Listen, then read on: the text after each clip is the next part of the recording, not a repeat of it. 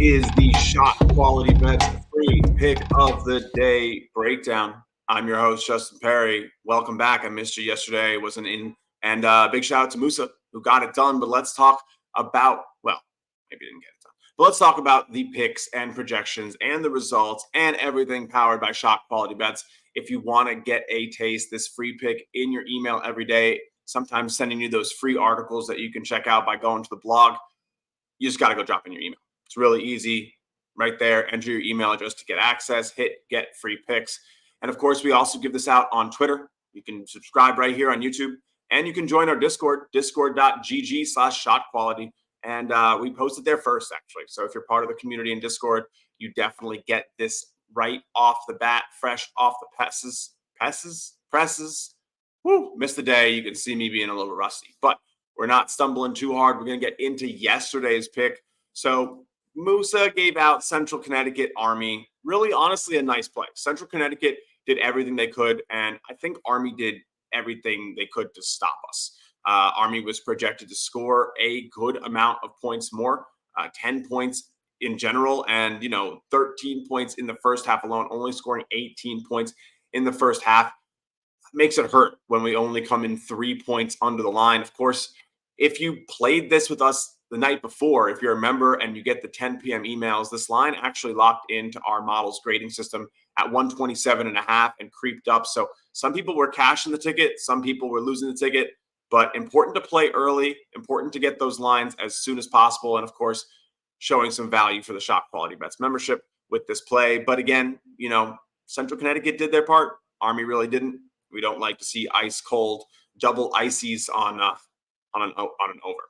But let's talk about today's pick, which is going to be another over. So if you saw the logos on the front, we're going to this East Carolina UNC Wilmington game, and we're going to take the over at 140.5.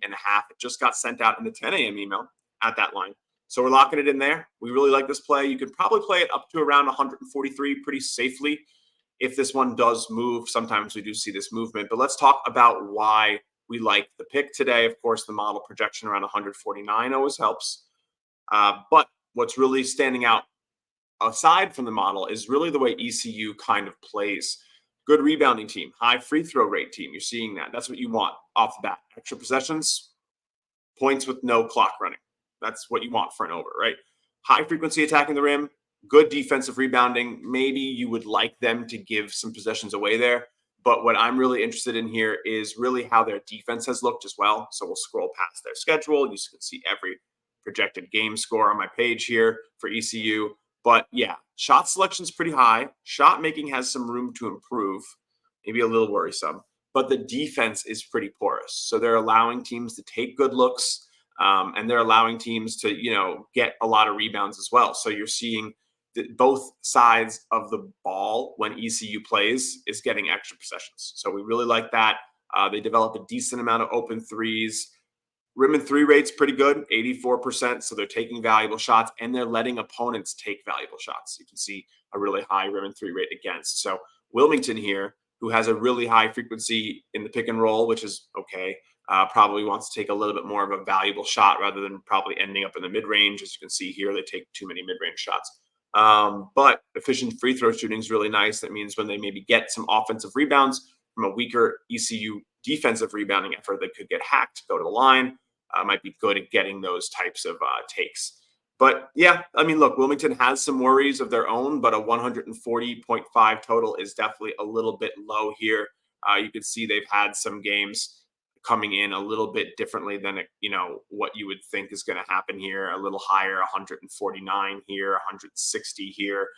Appalachian State a little bit lower, but again, still got past 140, 136 against Florida Gulf Coast. This is a nice line.